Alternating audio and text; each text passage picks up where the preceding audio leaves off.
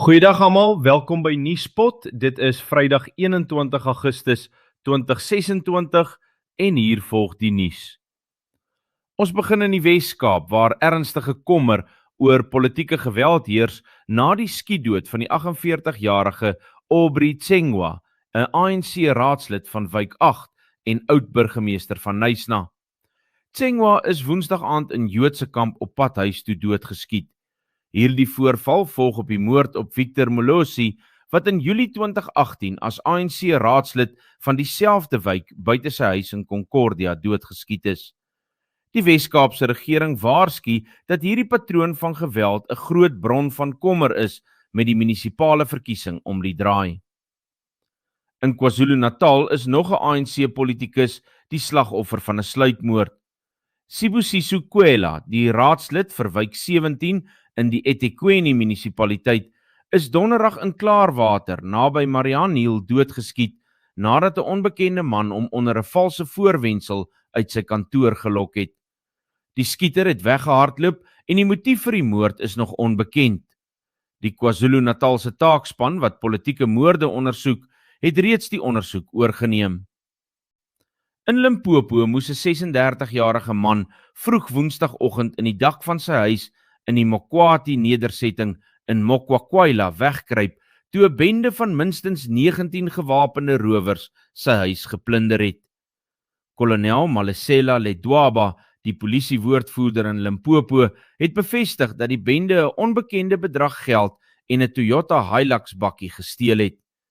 Intussen is 'n snoepwinkel-eienaar en sy 3 broers vroeg donderdagoggend in die Magewa nedersetting buite Giyani deur 4 gewapende mans aangehou wat selfone, geld en 'n wit bakkie gesteel het. Die polisie ondersoek of hierdie 2 voorvalle met mekaar verbind kan word. Steeds in Limpopo is 'n 67-jarige boer en sy huiswerker Woensdag omstreeks 12 uur op 'n plaas buite Musina deur 4 gewapende mans oorval en met kabelbinders vasgebind. Luitenant-kolonel Masekela Magoro het gesê die rowers het 5 vuurwapens gesteel. Hulle het ook ammunisie van R50.000, 2 teleskope van R20.000, selfone, kontant en die eienaar se Toyota Hilux bakkie ter waarde van R300.000 gebyt. Die bakkie is later verlate naby 'n treinspoor in die Wembe distrik gevind en geen arrestasie is nog gemaak nie. In Gauteng het 'n skietgeveg tussen die polisie en vermeende rowers in Alrode, Alberton tot die dood van 3 verdagtes gelei.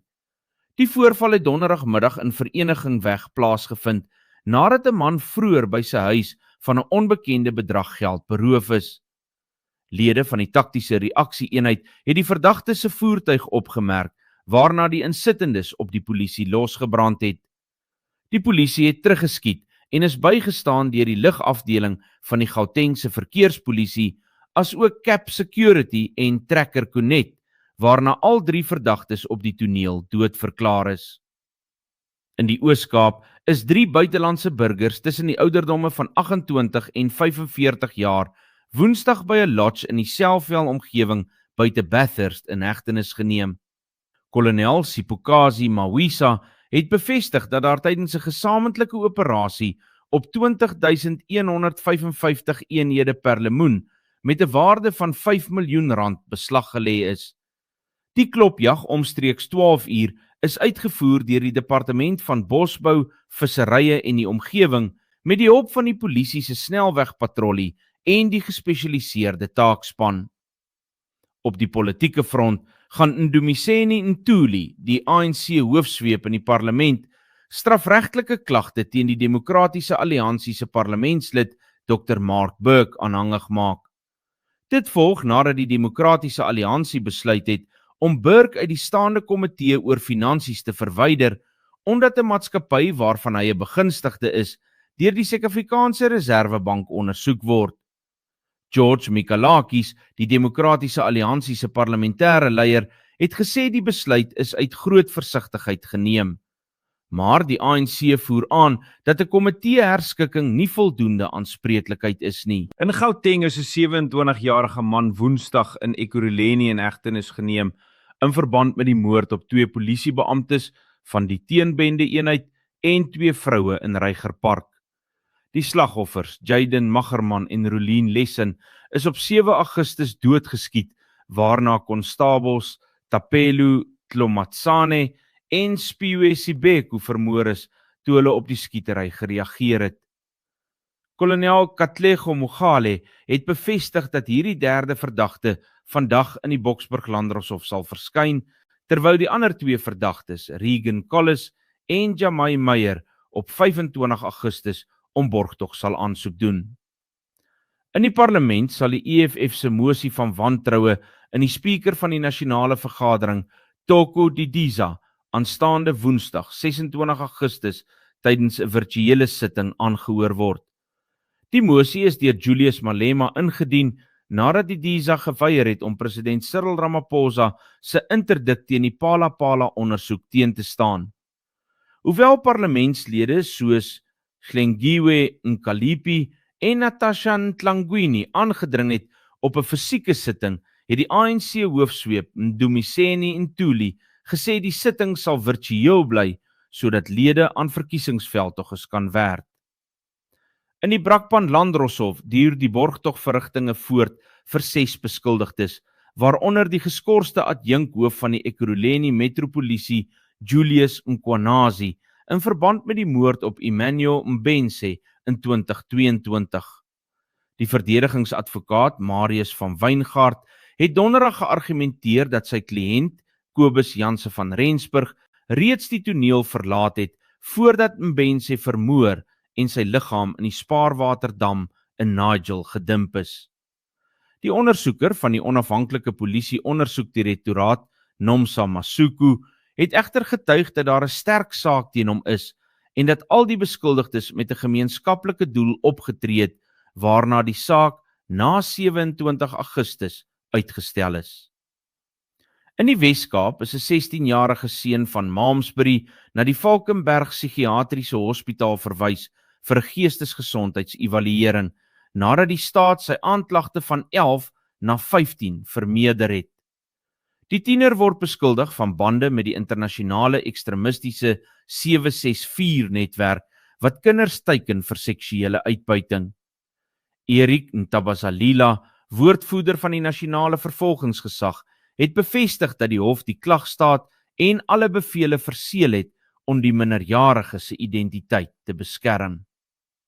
'n Ondersoek deur die nuusgroep Amabungane het onthul dat Eskom in Julie 2025 2 betalings van R360 miljoen elk aan Lanele Resources gemaak het vir 39 miljoen liter diesel wat moontlik nie fisies bestaan het nie. Hoewel Eskom die diesel as ontvang by die Burgan terminaal in die Kaapstadse hawe aangeteken het, het die Switserse maatskappy Vitol bevestig dat slegs 5 miljoen liter werklik in die tanks was. Die res van die diesel, ter waarde van R1 miljard, is as 'n skulderkenning deur Lanele se verskaffer hanteer, wat deel vorm van 'n groter ondersoek na Eskom se dieselkontrakte van R21 miljard. In die landbousektor waarsku Graan SA dat sowat R696 miljoen op die spel is weens die Johannesburgse effektebeurs se besluit om oor te skakel na 'n enkele verwysingspuntmodel vir sojabone. Die uitvoerende hoof van Graan SA, Dr. Tobias Doyer, voer aan dat hierdie besluit onnodige vervoerkoste van R220 per ton byvoeg, wat uiteindelik deur boere en verbruikers gedra sal word.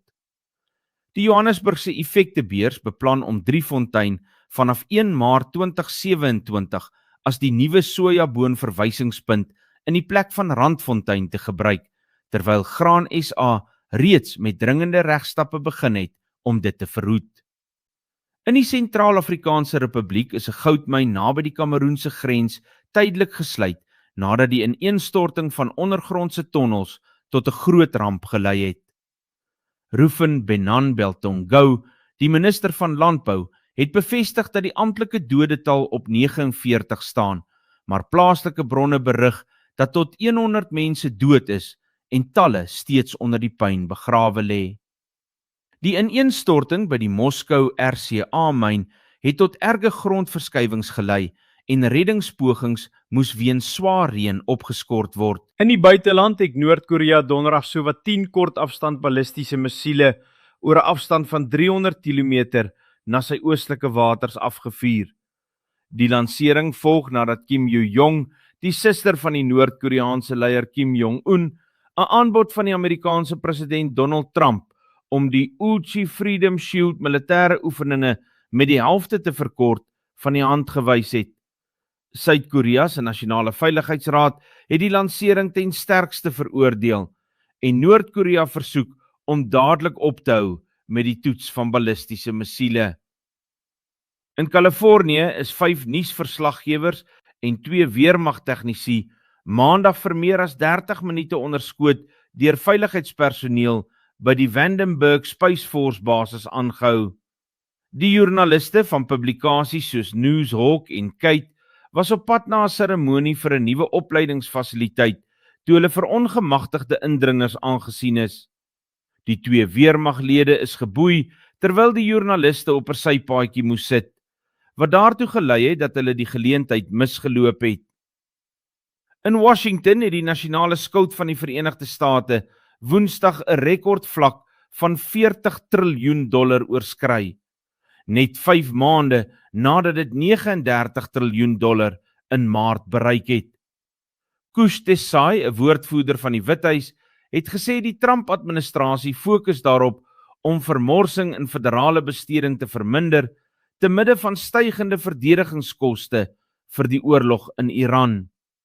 Kenners waarsku dat hierdie skuldlas reeds die lewenskoste vir gewone Amerikaners verhoog deur hoë rentekoerse op lenings en behuising te veroorsaak.